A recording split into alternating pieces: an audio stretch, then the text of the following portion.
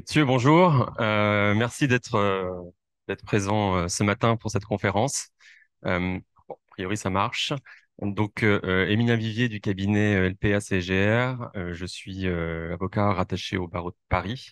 J'interviens principalement en patrimonial et donc au sein du cabinet LPA, qui est un cabinet d'affaires qui englobe l'ensemble des pratiques. Et je suis ici présent au bureau de Shanghai pour 15 jours, bureau qui est dirigé par Hubert Bazin, ici présent, et en compagnie d'Estelle, qui est avec moi, dont je vais laisser la parole. C'est Estelle Chen de bureau de Shanghai. En fait, on est là depuis 2008 et en fait, je suis spécialisée en droit de travail, en droit des entreprises et aussi en IPIT, data protection aussi. Et voilà, je vais essayer de faire la présentation tout en français. Donc peut-être c'est pas facile pour moi, mais je vais faire mes efforts. Et voilà, et je vais passer ma parole à. Bonjour à tous, donc je suis Malik Dib, directeur du bureau Equance à Hong Kong. Et je suis ravi aujourd'hui d'être présent à la CCI et je remercie Emilien et Estelle pour leur invitation pour cet événement exceptionnel. Equance est un cabinet spécialisé dans l'optimisation fiscale et la gestion du patrimoine des Français expatriés, des non-résidents, qui a été fondé par Olivier Grenon-Andrieux. Voilà, et moi j'ai développé le bureau de Hong Kong depuis maintenant une dizaine d'années. Nous avons aujourd'hui près de 12 000 clients à travers le monde et je suis très heureux de partager mon expertise aujourd'hui avec vous et de vous présenter nos services. Alors, simplement pour vous donner une petite idée, c'est besoin de cette conférence. Nous avons déterminé trois scénarios possibles qui sont des scénarios correspondant à des cas que nous avons de plus en plus, avec des questions qui se posent de plus en plus. Donc ces trois scénarios vont recouper l'ensemble des questions. Ensuite, si vous avez, des questions propres à vos cas spécifiques, eh bien, on en parlera avec grand plaisir à la fin. Donc on va démarrer par de l'information fondamentale quand on est non résident. D'abord, c'est la résidence fiscale. Où se situe ma résidence fiscale? Il faut savoir que les résidents fiscaux français sont soumis à une obligation fiscale illimitée et les non-résidents fiscaux sont soumis à une obligation fiscale limitée. C'est-à-dire que à partir du moment où vous détenez du patrimoine et des revenus en France, eh bien, c'est pas parce que vous êtes non-résident que vous ne serez pas assujetti à une fiscalité française. La France a conclu de nombreux accords bilatéraux afin de délimiter ses prérogatives fiscales. Ici, on parle tout simplement des conventions fiscales qui permettent de déterminer la résidence fiscale en cas de conflit de résidence et d'éviter la double imposition. On regardera un petit peu plus tard les détails de cette convention franco-chinoise. Oui, alors vous devez sans doute déjà le savoir, la France et l'administration française, dans son élan, retient quatre critères pour vérifier si votre résidence fiscale est en France. Elle va regarder là où se trouve votre foyer au sens familial, ou à défaut votre lieu de séjour principal tenu en nombre de jours passés en France. Euh, à défaut encore, elle ira voir là où vous exercez votre activité principale, si vous l'exercez en France ou pas. En dernier critère alternatif, là où vous avez votre centre, ou en tout cas le centre de vos intérêts économiques, c'est-à-dire là où vous détenez vos comptes bancaires, là où vous percevez vos revenus principaux, etc. Donc, avec une vision assez large, en tout cas par l'administration. Si il advenait que la France considère que vous avez votre résidence en France et que la Chine, par exemple, puisque c'est notre cas aujourd'hui, considère que vous avez votre résidence en Chine, les deux pays vont faire appel à la convention fiscale pour déterminer là où se trouve votre résidence. Et la convention fiscale est calquée sur le modèle de l'OCDE et comprend quatre critères: votre foyer d'habitation permanent, où il se trouve. Si votre foyer d'habitation permanent est en France et en Chine, ça arrive, on ira voir le centre de vos intérêts vitaux qui reprend les grands critères tenant au compte bancaire, aux liens économiques, etc. votre lieu de séjour habituel et enfin votre nationalité. Ce dernier critère, dans le cas de la France et de la Chine, permet de régler toutes les situations puisque vous ne pouvez pas avoir la double nationalité. Merci.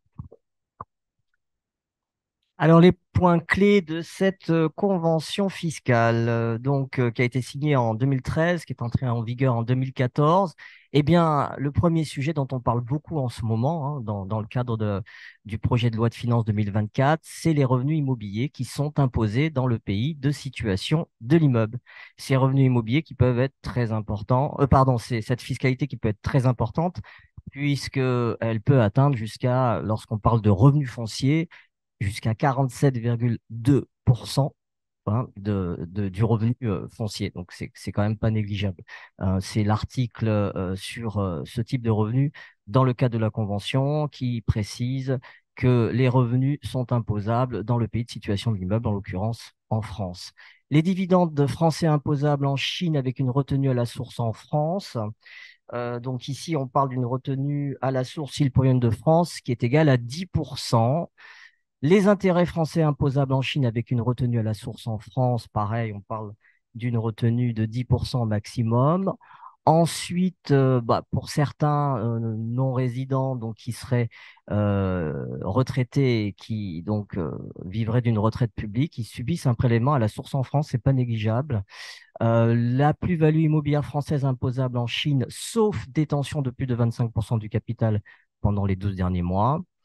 Et enfin, élimination de la double imposition avec les techniques du crédit d'impôt qui est limité quand même à l'impôt chinois. Et, Et, et donc, ouais, et dernier petit point, mais que l'on va revoir ultérieurement et plus en détail, il n'y a aujourd'hui pas de convention entre la France et la Chine sur les droits de donation et de succession, ce qui ne pose pas de sujet à ce jour, puisque la Chine n'a pas de droits de donation et de succession. Mais l'on sait que les discussions sont en cours et donc c'est un sujet qui peut se poser dans les prochaines années. Alors, on va commencer par le scénario numéro 1 qui concerne le couple franco-chinois marié en Chine, dont certains d'entre vous doivent être probablement concernés. Alors, on a recoupé ce scénario en trois grandes questions, le partage au sein du couple, les investissements et comment anticiper votre succession. Sur le partage au sein du couple, question fondamentale et qui s'est posée ou en tout cas dont on a eu connaissance de plus en plus sur les 2 dernières années, c'est la loi applicable à votre mariage, s'agissant de la loi française ou de la loi chinoise, puisque les conséquences pour votre communauté ne sont pas les mêmes.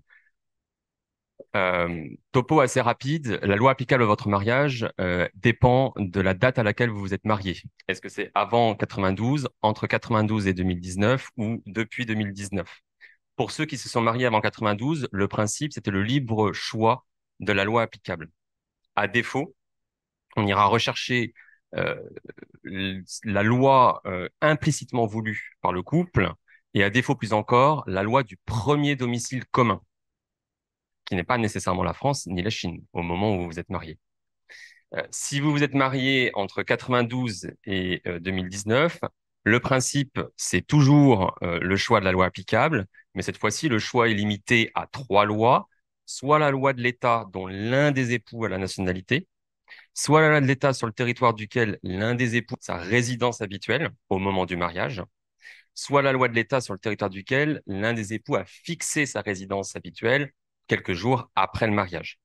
Et à défaut, on ira voir la loi sur le territoire duquel est établi le premier domicile commun des époux. Pour ceux qui se sont mariés plus récemment depuis 2019, le principe, c'est là encore le choix de la loi applicable, limité à 2 cas, soit la loi de l'État dont l'un au moins des époux a la nationalité, donc la France ou la Chine s'agissant d'un couple franco-chinois, soit la loi de l'État de la résidence habituelle de l'un ou l'autre des époux. Et à défaut, nous irons voir la loi de la première résidence habituelle commune des époux post-mariage. À défaut, plus encore, la nationalité commune au moment du mariage, ce qui n'est pas ici notre cas. Ou à défaut, plus encore, la loi de l'État avec lequel les époux ont ensemble les liens les plus étroits au moment de la célébration du mariage. Donc, la question est un peu technique. Tout ça, pourquoi? Parce que si c'est la loi chinoise qui s'applique à votre mariage, il y a un impact quant à la liquidation de la communauté si jamais votre communauté devait se liquider, puisque la Chine a une conception très large de la communauté et considère que tous les biens, en ce compris les biens détenus avant votre mariage, tombent dans la communauté. Et nous avons eu au cabinet de plus en plus de questions sur la notion de dividende et de plus-value rattachée à des titres de société qui étaient détenus avant la célébration du mariage. Et la loi prévoit a priori que l'ensemble des dividendes ou de plus-value rattachés à des titres détenus avant le mariage tombent dans la communauté.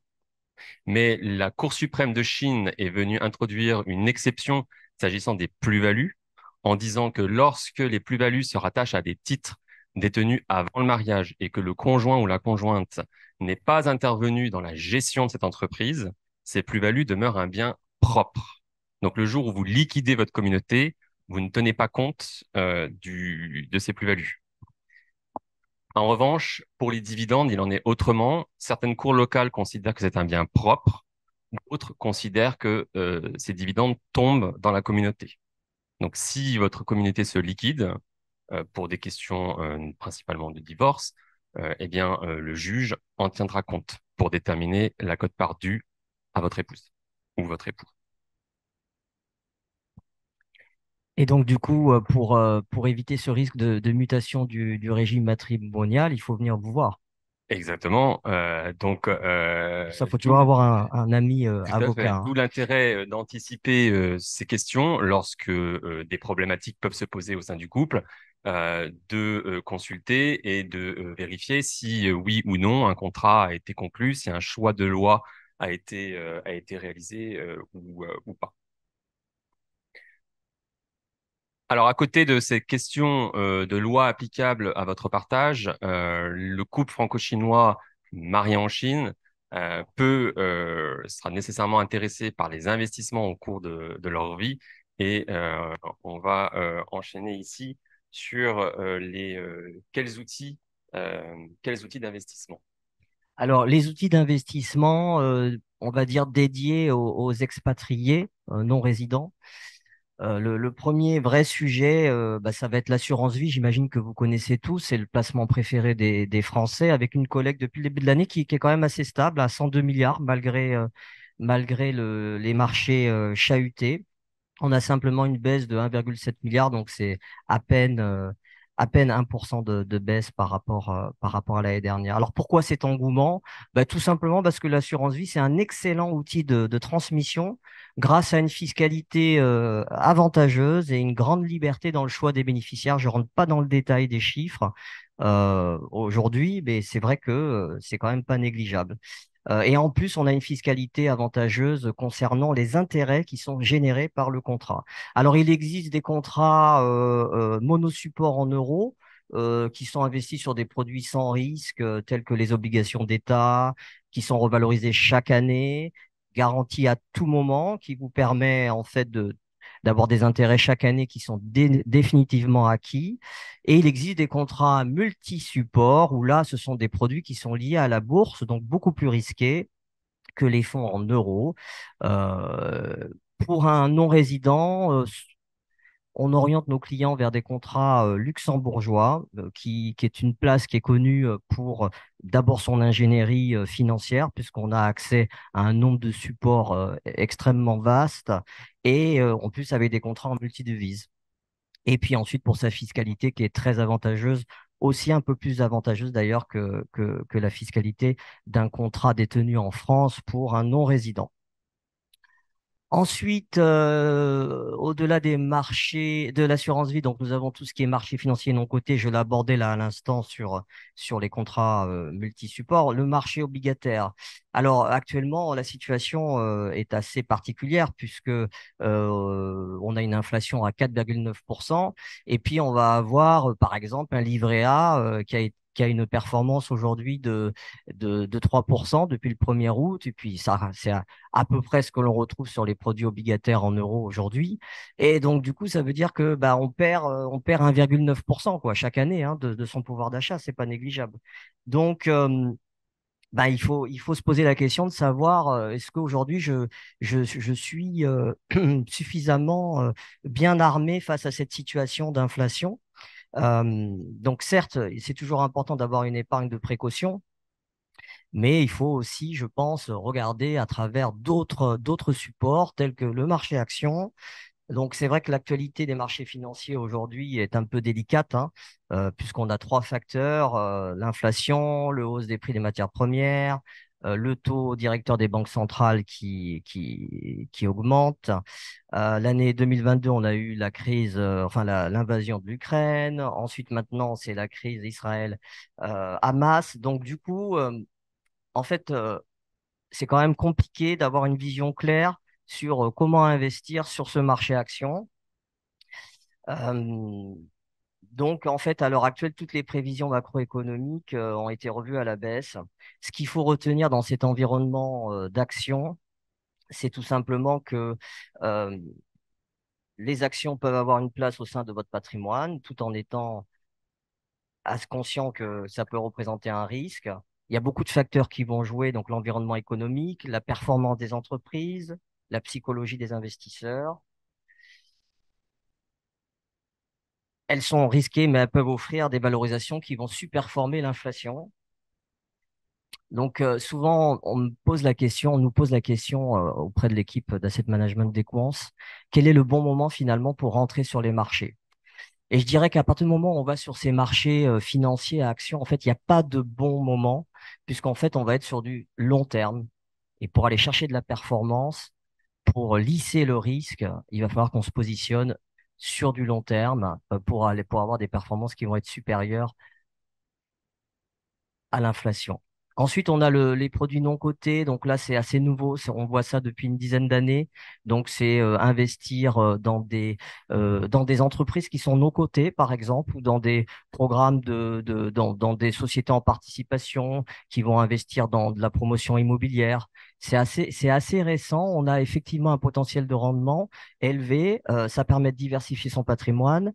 En revanche, on est en risque maximum, hein, sur ce type de produit. Enfin, le marché immobilier. Alors, le marché immobilier, il est constitué pour les non-résidents de plusieurs dispositifs qui méritent votre intérêt. On parle souvent des SCPI qui sont des fonds investis dans de l'immobilier professionnel, donc commerce, bureau, plateforme logistique, santé, il y a même du résidentiel.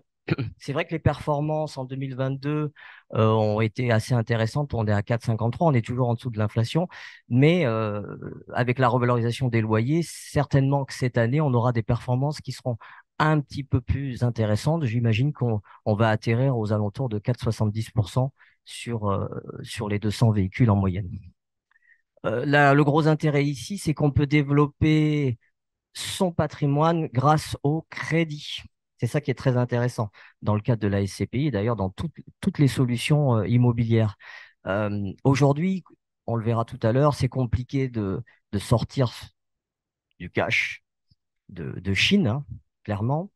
Et ça demande on le verra tout à l'heure avec Estelle, des démarches assez importantes quand on est chef d'entreprise, qu'on veut vendre son entreprise, qu'on veut tout simplement récupérer des dividendes. Eh bien, en utilisant votre effort euh, d'épargne chinois, on peut aller lever de la dette en France. Voilà. La location nue ou meublée, eh bien, c'est le simple fait d'acheter un appartement et de le louer. Je parlais tout à l'heure de la convention fiscale et de l'imposition des revenus de biens immobiliers avec une fiscalité très importante sur le revenu foncier. Donc, effectivement, si vous êtes déjà propriétaire de votre résidence principale, votre ancienne résidence principale que vous louez maintenant en vide, vous aurez une fiscalité qui sera très importante. Par contre, il y a des dispositifs qui existent tels que le loueur meublé non professionnel ou le loueur meublé professionnel qui vous permettent d'amortir une partie de la valeur de votre bien et du coup de ne pas payer d'impôts pendant un certain nombre d'années et ou alors de réduire cette imposition. Donc, ces dispositifs sont assez intéressants en loi meublée. Ensuite, on a la nue propriété que je vais développer un peu plus en détail. On va le développer. Je vais vous présenter ce qu'est la nue propriété, qui est finançable à crédit. Et je vais aussi, puisqu'on parlait de transmission de patrimoine, dans le sujet de notre couple franco-chinois, c'était aussi de transmettre son patrimoine. Donc, on va regarder d'abord ce qu'est la nue propriété, puis ensuite, on parlera de la transmission, par exemple, d'un projet en nue propriété. Alors, la nue propriété, on en parle très souvent dans le cadre de la préparation de la transmission du patrimoine, c'est-à-dire que, par exemple, vos parents sont propriétaires de leur résidence principale et ils souhaitent conserver l'usufruit. Par contre, pour préparer la transmission, on en parlera un peu plus en détail avec Emilien tout à l'heure, eh bien, ils vous donnent l'usufruit. Eh bien là, on est sur le concept d'investissement immobilier qui ressemble, mais qui est vraiment différent. Donc, on achète un bien d'une valeur, donc évidemment de 100%. On va démembrer ce bien. La nue propriété va représenter 60% de la valeur et on va considérer que l'usufruit va représenter 40%. Cet usufruit va être confié à un bailleur social, par exemple, ou un bailleur institutionnel qui va, pendant une certaine durée, donc les conventions de démembrement, en règle générale, vont de 15 à 20 ans. Et donc, pendant cette durée-là, vous n'allez pas recevoir de revenus puisque vous n'êtes pas l'usufruitier, vous n'avez pas la pleine propriété. En revanche, vous êtes propriétaire de la nue propriété et vous avez obtenu une décote entre 30 et 50% de la valeur de ce bien. Donc, un bien à 100 000 euros, ici présent, eh bien, vous n'allez finalement le payer que 60 000 euros en contrepartie d'une durée d'usufruit de 15 ans où vous n'aurez pas de revenus. Alors, les gros avantages, c'est qu'il n'y a aucune gestion, il n'y a pas d'aléa. Ici, quand on regarde notre schéma, donc, lorsque, après la durée de démembrement, vous récupérez la pleine propriété de votre bien, plus la revalorisation. Donc, on est sur un bien une opération, un dispositif qui va vous permettre de valoriser votre patrimoine sur la durée. Maintenant, on va se focaliser sur comment transmettre ce bien à moindre coût. Donc, c'est un cas pratique, hein. Donc, on va faire l'évaluation fiscale de la nue propriété selon le nombre d'années d'usufruit restant. Donc, le cas pratique, on a une durée de démembrement de 15 ans qui est assez classique et on va décider de transmettre un bien d'une valeur de 185 000 euros en pleine propriété au bout de la 4e année. Donc, la valeur en pleine propriété, ici au départ, on est à 185 000. La valeur de la NUPRO est à 111 000. On va décider donc de transmettre ce bien au bout de la 4e année. Donc, du coup, on va se dire combien il reste d'années d'usufruit à courir. 15 moins 4, ça fait 11 ans. On est ici.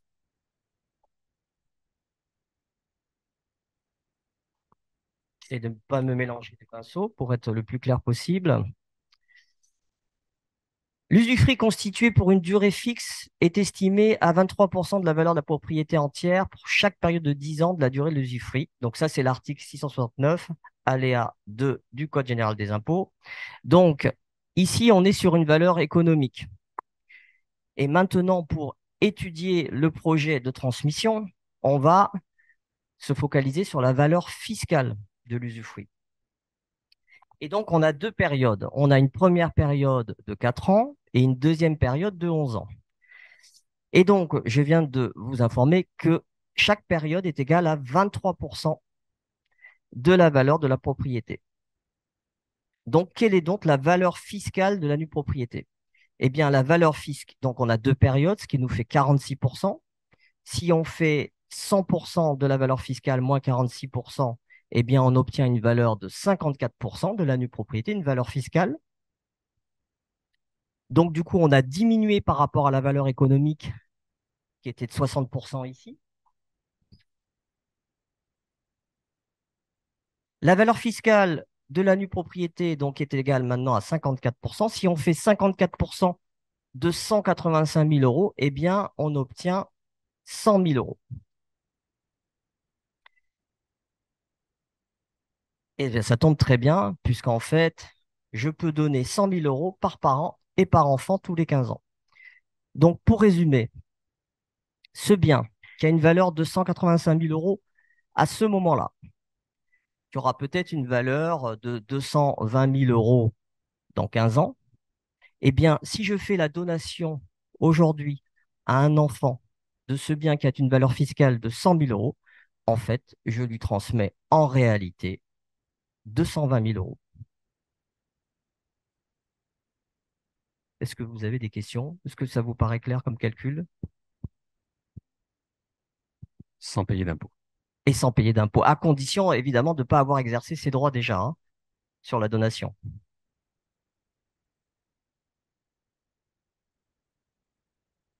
Il y a plein de schémas possibles.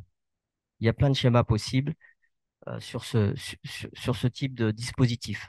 Ensuite, un autre dispositif que le déficit foncier. Alors, c'est un dispositif quand on a une imposition sur les revenus fonciers très important qui permet en fait de continuer à investir, à développer son patrimoine immobilier tout en, tout en ayant des charges déductibles qui viennent réduire ce revenu brut foncier. Et ensuite, je laisse Emilien présenter l'investissement dans l'art et ses Oui, avantages. un petit point assez rapide sur sur l'investissement artistique qui est en plein essor. Peut-être certains d'entre vous sont passionnés par l'art ou tout simplement investissent dans l'art pour des questions de rentabilité. Il faut savoir que l'art en France est un domaine les moins taxés puisque l'art a toujours échappé à l'impôt sur la fortune. Encore plus aujourd'hui, puisque l'impôt sur la fortune est focalisé sur l'immobilier. Vous n'y intégrez pas les œuvres d'art. Si vous avez votre résidence en Chine, la plus-value de cession d'œuvres en France ou l'exportation définitive d'œuvres que vous achèteriez en France pour les faire venir en Chine serait tout simplement exonérée d'impôts. Et si vous avez votre résidence fiscale en France et que vous cédez votre œuvre d'art, celle-ci, enfin la plus-value de cession, ne sera soumise qu'à un taux de 6% plus 0,5% de contribution sociale, puisque nous sommes en France. Soit un taux global en matière d'œuvres d'art de 6,5%. Compte tenu de la volatilité du marché et de l'envolée de certains artistes, ça vaut le coup. Ça vaut le coup, d'autant plus que on va y revenir, mais en matière successorale, les œuvres d'art, comme en matière immobilière, peuvent faire l'objet d'un démembrement de propriété. Et donc, si vous donnez la nue propriété d'une œuvre d'art à un stade où la valeur est à peu près raisonnable, eh bien, vos enfants récupéreront l'intégralité de la propriété en payant très peu d'impôts, très peu d'impôts dessus. En tout cas, sur la valeur. Donc, si vous souhaitez investir dans l'art, n'hésitez pas. N'hésitez pas. Je sais plus. Ah oui. Alors, je vais revenir ici. Donc, nous avons brossé la loi applicable à votre mariage. Nous avons brossé quels outils d'investissement nous vous conseillons et pour lesquels nous pouvons vous accompagner.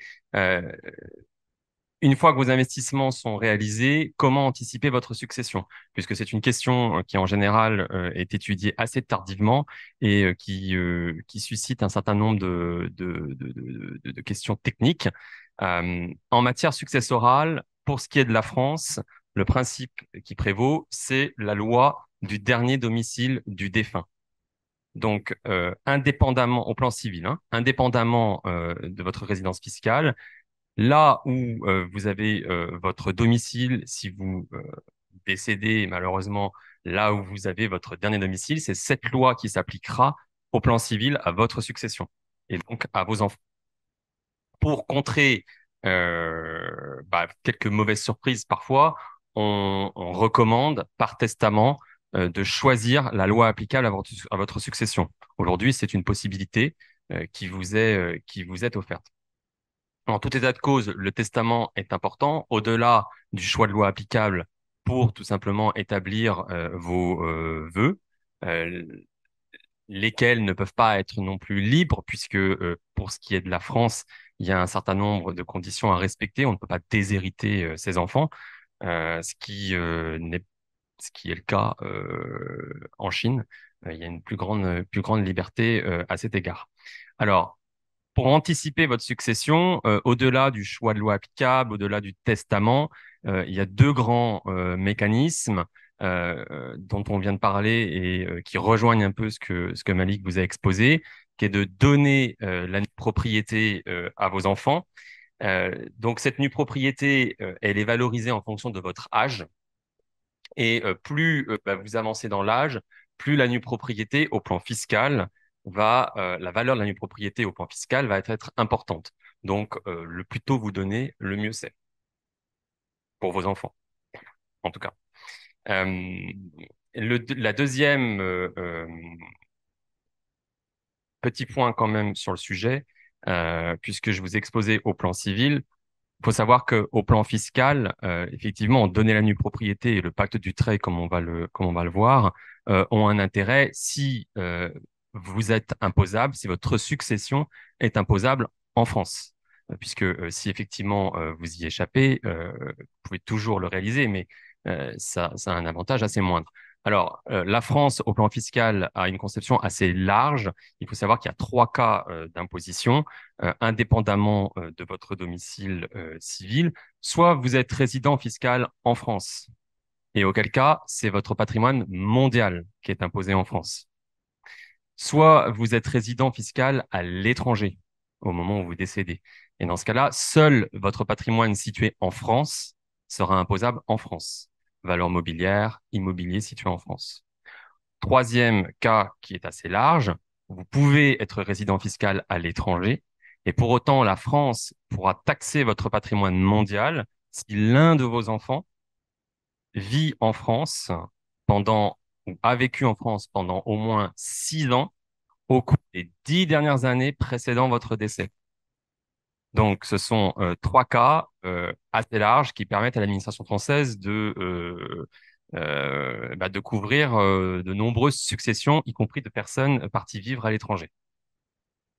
Et donc, si effectivement vous êtes dans un de ces trois cas-là, nous, ce que nous conseillons, c'est d'anticiper en donnant donc la nue propriété à vos enfants, comme je viens de le dire, et via un autre mécanisme pour ce qui est des chefs d'entreprise, qui est le pacte du Treuil. Alors, le pacte du Treuil, on pourrait y passer la matinée entière à en parler. Donc, je vais simplement présenter rapidement le dispositif. Donc, le pacte du Treuil, c'est un dispositif qui a été mis en place et qui permet aujourd'hui d'avoir une réduction d'impôt puisque 75% de la valeur des parts et des titres est exonérée. Pour autant, l'exonération n'est acquise que sous réserve de respecter un certain nombre de conditions. Déjà, elle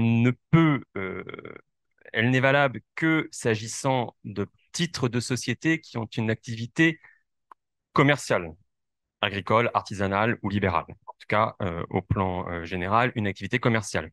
Donc, une société familiale qui ferait de la location, de la gestion privée, par exemple, ça ne fonctionnerait pas.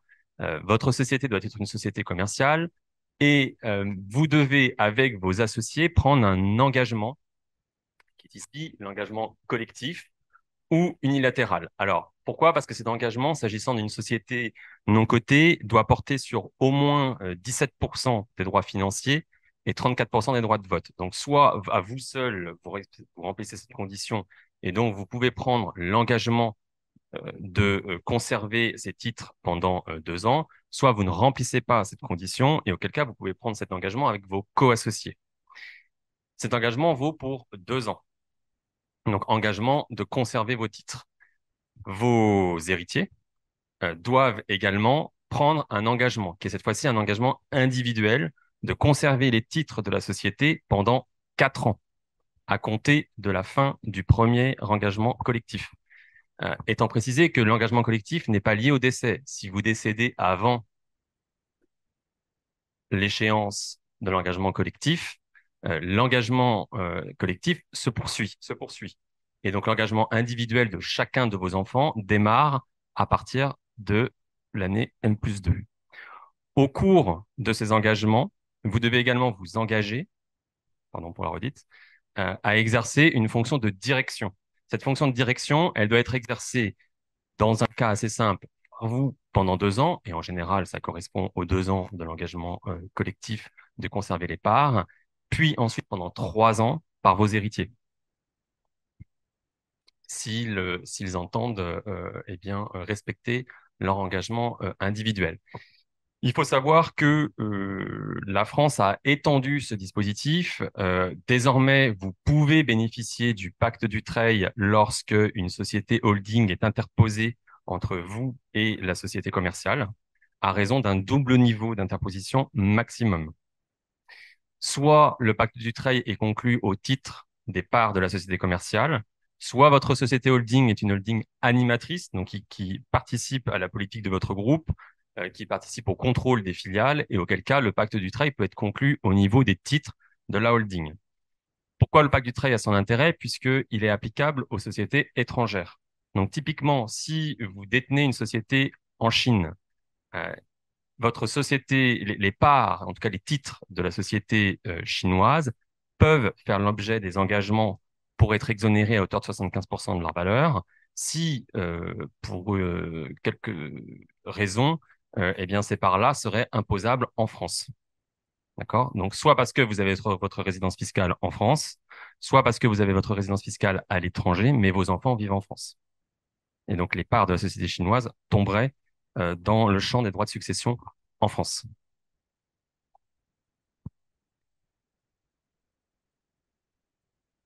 Donc ça a tout son intérêt, puisqu'une exonération à hauteur de 75% de leur valeur, c'est le seul dispositif qui aujourd'hui permet une telle exonération.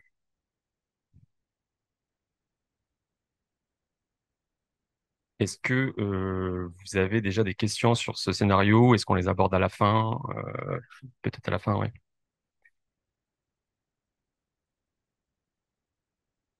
Le deuxième scénario sur lequel nous travaillons déjà depuis plusieurs mois et surtout depuis 2 ans avec un certain nombre de clients, c'est le cas d'un entrepreneur alors l'entrepreneur peut être français ou chinois, les deux cas, et qui s'apprête et qui cède son activité en Chine. Alors ici, la question n'est pas plutôt fiscale, la question est plutôt comment faire en sorte de sortir, si vous cédez votre société en Chine et que le cash de cession est versé sur un compte en Chine, comment le sortir?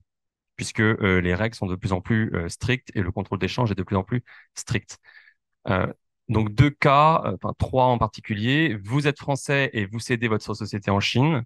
Vous êtes chinois, vous souhaitez investir en France avec des fonds situés en Chine parce que vous avez vendu votre société.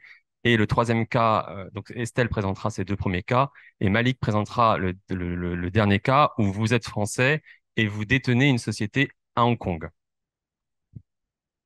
Estelle, je vais te laisser. Ok. Alors, bon, pour le transfert de fonds, en fait, c'est toujours un sujet très intéressant, en fait, pour les entrepreneurs. Et je vais vous donner 2 exemples tout simples. Et le premier exemple, vous êtes français et vous avez déjà une entreprise en Chine. Et comment on va traiter quand vous voulez quitter la Chine? En fait, il y a 2 façons, par la cession d'actions ou par la liquidation tout simple. En fait, il n'y a pas vraiment de, comment dire, de difficultés juridiques pour transférer le prix de cession ou ou la boni de liquidation vers un compte en France. Mais il faut d'abord faire la déclaration auprès de la SAFE. En fait, SAFE, c'est State Administration of Foreign Exchange. En fait, c'est une autorité chinoise qu'on ne peut pas contourner quand on veut faire le transfert de fonds vers l'étranger, euh, qui gère en fait le change de devises étrangères. En chinois, c'est Wahuigualitu. Et dans ce cas-là, avant faire la déclaration auprès de SAFE, on doit d'abord régler tous les impôts payables. Pour la cession d'actions, en fait, il y a un impôt sur le revenu à payer en fait sur plus-value, euh, c'est-à-dire la différence positive entre le prix de vente et le coût d'obtention initiale. Euh, pour la liquidation de la société, en fait, c'est un peu différent parce que on doit faire d'abord la liquidation fiscale avant de faire l'annulation de l'enregistrement commercial de la société. Et c'est pendant cette liquidation fiscale, on doit régler tous les impôts. Et après tout ça, en fait, on va recevoir des justificatifs de paiement des taxes ou un certificat d'annulation fiscale. Et puis, on va les tout déposer à Safe pour faire la déclaration. Et après, on peut faire sortir de l'argent vers le compte à l'étranger. C'est tout simple. Et si vous êtes résident en France, il y a des impôts à payer aussi. Donc, je vais laisser Emilien de compléter. Si vous êtes résident fiscal en France, la plus-value est imposable en Chine et en France, mais vous avez droit en France à un crédit d'impôt qui sera limité, alors, égal au montant de l'impôt français, mais limité au montant de l'impôt payé en Chine. Voilà, c'est un jeu Convention fiscale. d'équilibre selon la convention fiscale, exactement. Ok, merci. Et voilà, comme c'est tout simple, on va continuer pour le deuxième exemple. En fait, peut-être c'est plus intéressant pour les Chinois, hein. C'est le sujet quand vous êtes chinois et vous avez déjà une société et vous voulez faire un investissement en France avec les fonds situés en Chine. Euh, Quand on parle de l'investissement vers l'étranger, en fait, c'est toujours mieux, il vaut mieux de passer par une entreprise déjà existante en Chine. Parce que pour avoir plus de choix en termes d'industrie, d'activité commerciale et aussi de réinvestissement vers d'autres pays. Vous voyez le schéma ici, en fait, vous êtes chinois et vous avez déjà une société en Chine et vous avez un projet commercial en France, par exemple. Dans ce cas-là, vous pouvez faire investir, vous pouvez faire établir une nouvelle société en France par la société chinoise. Euh, En fait, ça, c'est ce qu'on dit ODI, en fait, Overseas Direct Investment. Et ça, c'est aussi à déclarer auprès de SAFE. Mais avant la déclaration auprès de SAFE, on doit avoir l'autorisation du bureau commercial et de la NDRC, Commission de développement et de réforme, c'est FACAWay en chinois. Après l'approbation de ces deux bureaux, on peut faire la déclaration à la SAFE. Et c'est pendant cette période-là, pendant cette procédure-là, on doit justifier la viabilité du projet, c'est-à-dire la société en France que vous voulez investir ne peut pas être juste une société écran, mais ça doit être une vraie société qui va se développer à l'avenir. Et aussi, il faut justifier la capacité d'investissement de la société chinoise. C'est-à-dire, cette société chinoise ne peut pas être une société tout nouvelle. Il faut avoir des opérations pendant des années. Et dans ce cas-là, il faut fournir une série de documents pour tout justifier. Par exemple, un plan d'affaires de la société, de la nouvelle société du projet en France et aussi les rapports financiers de la société chinoise. Euh, En fait, après la déclaration et les approbations, on peut faire contribuer la filiale. En fait, la société chinoise peut contribuer à la filiale en France. Et après l'établissement de la nouvelle société en France, entre les deux entités chinoises et françaises, en fait, on peut faire les activités commerciales, par exemple les ventes de produits ou ventes de services. Et comme ça, la nouvelle société peut recevoir de l'argent de sa maison mère chinoise.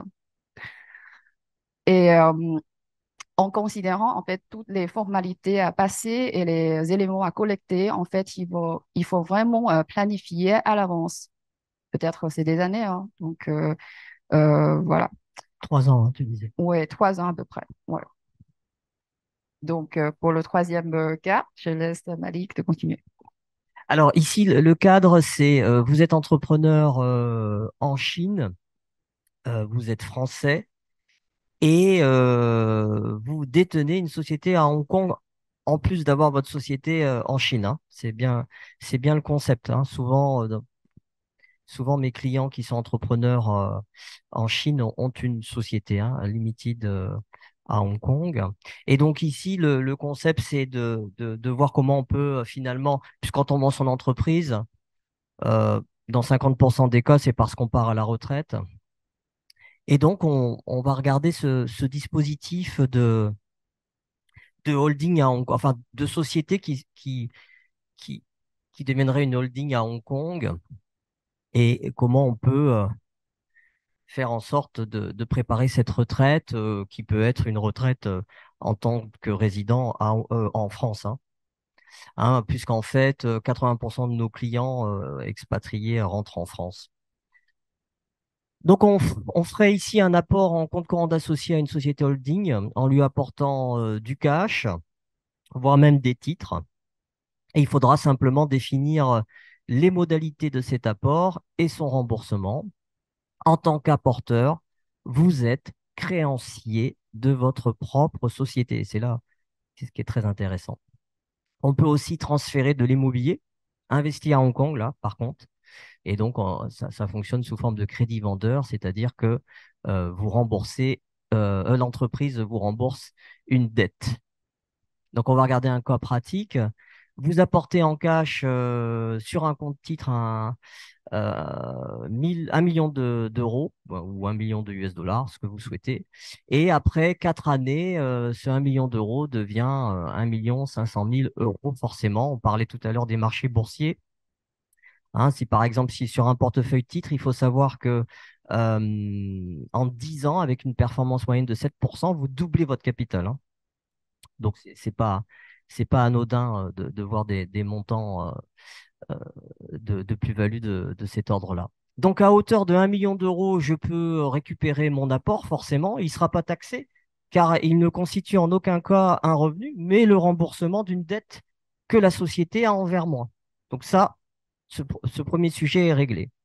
Mais quelle sera mon imposition sur les 500 000 euros complémentaires de plus-value si je suis résident en France? Eh bien, la société, elle n'est pas taxée car les revenus financiers sont exemptés de taxation à Hong Kong. Je ne suis taxé que si je décide de me verser ces 500 000 euros à titre personnel. Donc, tout simplement, soit en dividende imposable à la flat tax en France, bon, quand même 30%, soit en director fees qui sont plafonnés à 15% de taxes à Hong Kong. C'est l'article 15 de la convention fiscale entre la France et Hong Kong, avec une déclaration en France d'une 2047A. Donc, ici, l'objectif, c'était de vous montrer que, je dirais que Hong Kong, c'est un peu le Delaware des US. C'est de vous montrer qu'il y a des possibilités pour finalement vendre son entreprise en Chine, peut-être le transmettre en France ou ailleurs, de façon à ce que vous puissiez préparer votre retraite avec une fiscalité optimisée. Oui, bien sûr.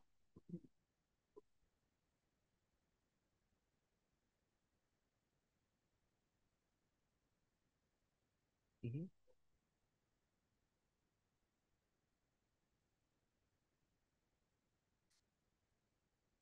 OK. Euh, oui, il y aura une taxation.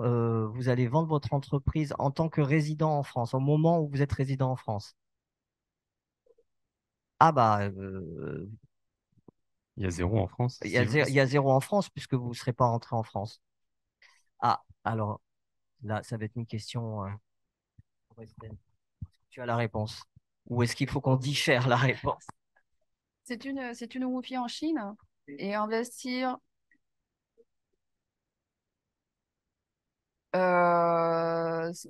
Et après, vous voulez traiter la société chinoise ou pas? Hongkongaise.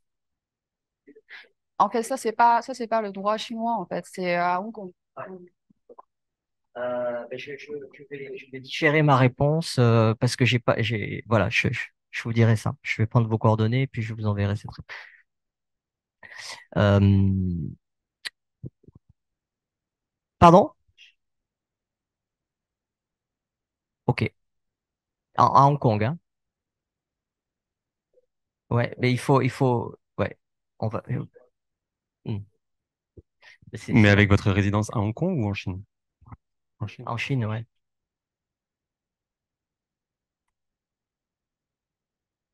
Alors, le dernier cas, le dernier scénario que l'on connaît de plus en plus, je vais passer assez rapidement puisque ça va concerner un peu moins l'Assemblée ici ce jour. Mais peut-être que vous connaissez des personnes qui sont dans cette situation-là. Ce sont des parents chinois de nationalité chinoise qui vivent en Chine et dont les enfants sont en général partis en France pour faire leurs études, sont restés en France, se sont mariés avec un Français ou une Française et sont devenus Français. Et donc ont de facto perdu leur nationalité chinoise. Et donc, on se retrouve dans une situation où vous avez des parents de nationalité chinoise qui ont des enfants de nationalité française. Alors, ça pose beaucoup de questions dans ce cas-là. Ça pose des questions sur la structuration du patrimoine entre la Chine et la France, puisqu'on l'a vu aujourd'hui, euh, il y a un contrôle d'échange important au niveau de la Chine. Donc, les parents de nationalité chinoise ne peuvent pas donner comme ils le veulent à leurs enfants de nationalité française.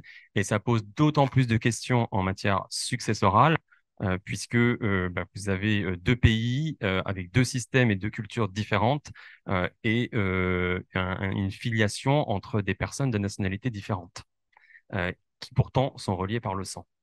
Alors, sur la structuration du patrimoine, nous, sur nos dossiers là, sur l'année passée, on a développé deux outils pour permettre de structurer un peu tout ça.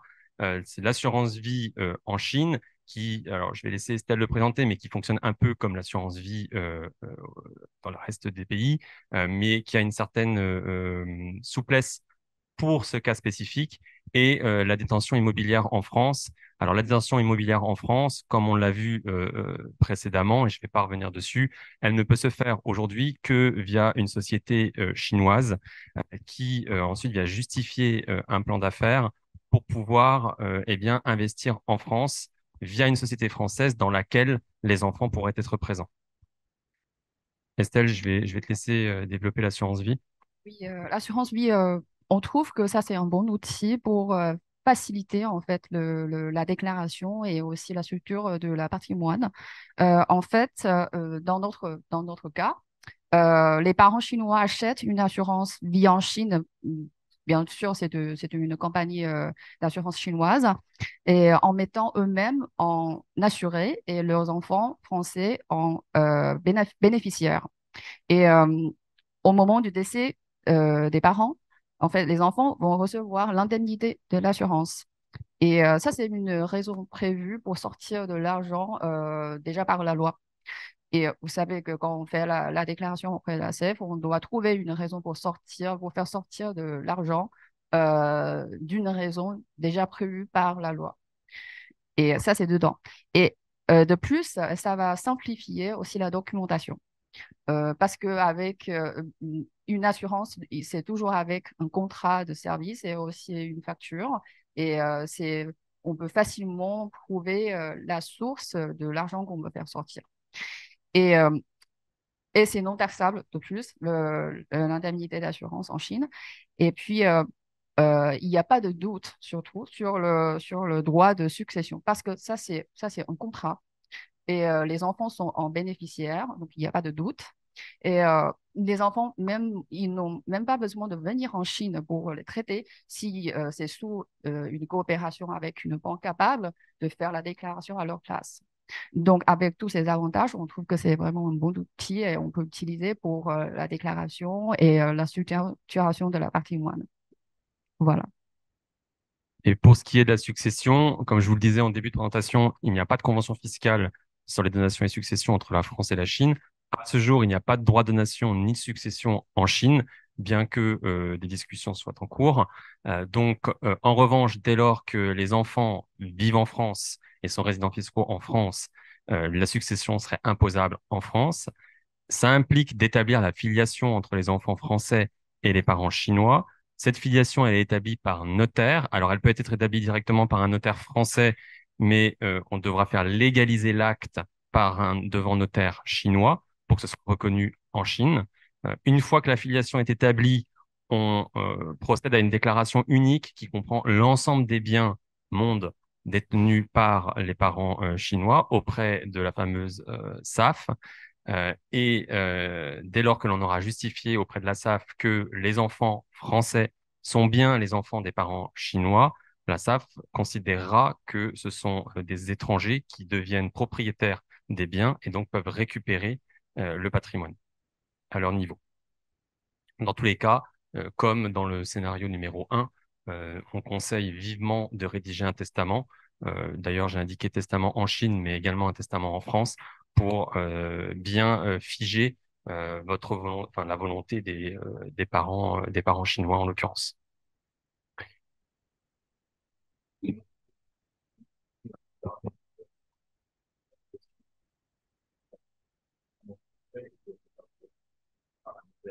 Ouais.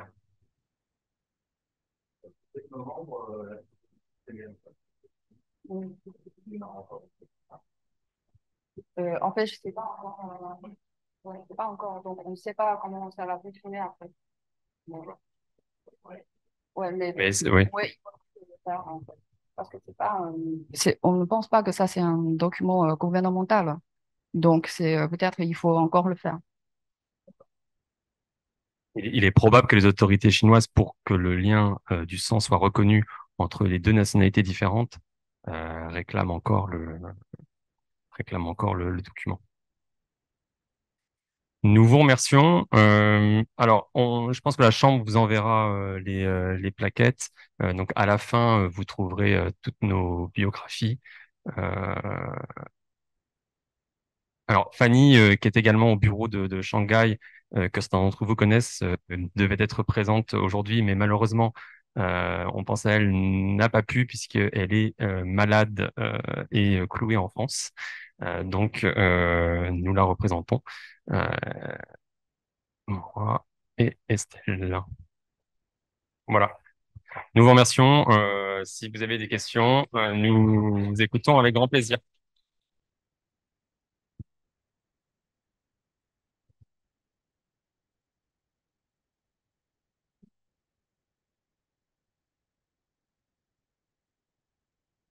Nos contacts figurent tant de Mali que pour nous dans la présentation. Donc n'hésitez pas à nous solliciter si besoin. Si vous avez des questions, il nous reste un peu de temps, il me semble.